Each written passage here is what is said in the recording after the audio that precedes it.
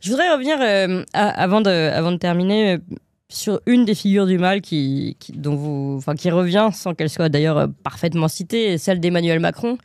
En tout cas, son accompagnement du mal, et comme vous le disiez, cette physionomie à la Dorian Gray, toujours jeune, toujours...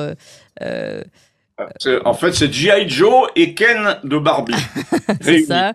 C'est ça, sauf que accompagnant peut-être les pires horreurs, enfin, selon notamment ce qu'en pense Léon dans votre roman.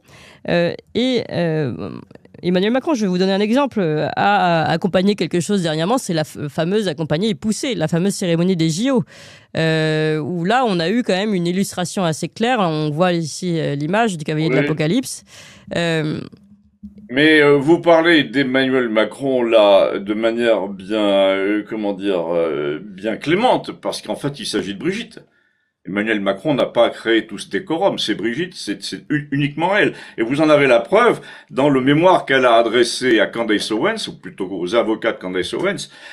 La plainte, enfin plus exactement le plaidoyer qu'elle a envoyé sur une centaine de pages comportait un énorme chapitre sur la cérémonie des Jeux et le fait que Brigitte, le couple présidentiel, mais spécialement Brigitte, car c'était son style, se plaignait des commentaires qu'avait suscité cette cérémonie. Mais elle se plaignait auprès de Candace Owens.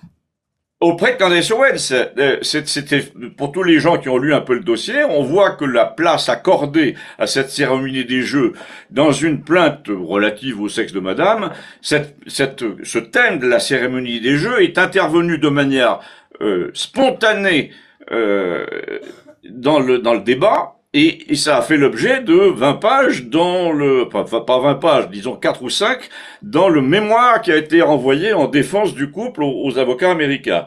Donc, en quoi cette cérémonie est-elle aussi importante? Ben, vous vous apprêtiez à le dire, cette cérémonie des Jeux est très importante parce qu'elle est une sorte de carte de visite, c'est l'envers qui essaie de se montrer à la face du monde. Il y a un côté terrible, c'est que l'envers, enfin le diable, donc, on a besoin de se faire passer pour l'endroit, et quel meilleur endroit, si j'ose dire, que de passer pour normal, que une mondiovision. Une mondiovision, c'est le lieu où vous pouvez convaincre tout le monde de la normalité de vos anomalies. Oui, c'est sûr. Eh bien, c'est exactement ce qu'ont fait les Jeux. Ils ont essayé de nous convaincre de la normalité de toutes les anomalies. On en a vu un beau catalogue. Oui. Tout le monde a été frappé par ça, même aux Philippines.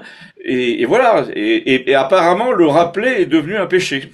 Oui. Et non, mais attendez, justement, nous on va le faire parce que il y avait une série, comme vous le dites, on a eu un beau catalogue. Il y en a une série de symboliques dans ces JO. Et c'est important parce qu'on aurait presque dit que c'était une cérémonie de passage, parce que justement on a vu ce passage, la barque qui passe.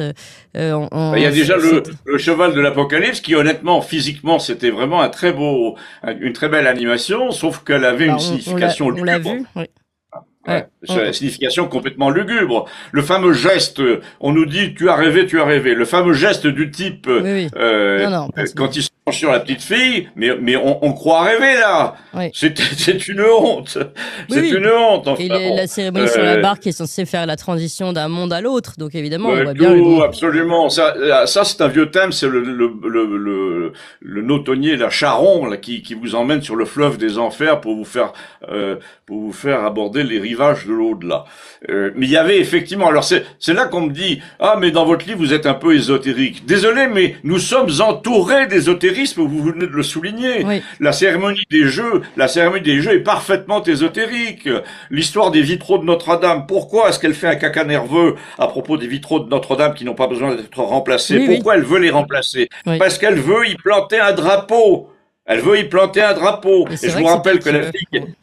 Et oui, je vous rappelle que la fille qui a été choisie pour planter ce drapeau à Notre-Dame, des fameux vitraux, cette fille s'appelle Claire Tabouret, elle a une œuvre absolument lugubre qui tourne autour des enfants visiblement un peu zombifiés, maltraités, avec un regard écarquillé, une bouche rougie par le sang ou par les baisers, on ne sait pas, mais en tout cas, regardez l'œuvre graphique de Claire Tabouret, ça met mal à l'aise.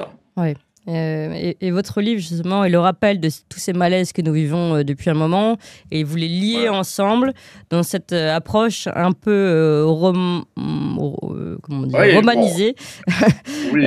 Oui, et ça commence à Rennes-le-Château. Oui, exactement. C'est ça qu'on va pouvoir me reprocher le plus, c'est de faire le lien avec une tradition ésotérique rigolote, assez folklorique, qui a donné lieu d'ailleurs au Da Vinci Code. Oui. Moi, en gros, pour résumer, ma position sur Rennes-le-Château est claire, c'est un lieu diabolique, c'est un lieu c'est celle de Léon. Oui. Oui, c'est ça. C'est un lieu de révérence au diable. À Rennes-le-Château s'exprime une révérence à l'égard des principes qui ont mené le monde. Les fondateurs d'empire règnent par le crime, par la cupidité, etc. Et donc c'est cette lignée-là.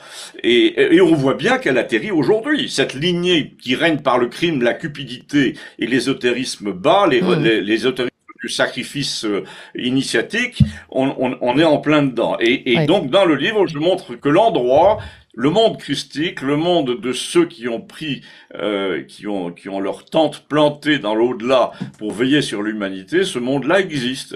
Ouais. C'est le monde, en effet, de la charité, le monde de la bonté, le monde du christianisme qui a d'ailleurs inspiré beaucoup les socialistes. Hein. On le dit pas, mais le christianisme, au fond, le socialisme jaurétien n'existerait pas sans l'idéal chrétien.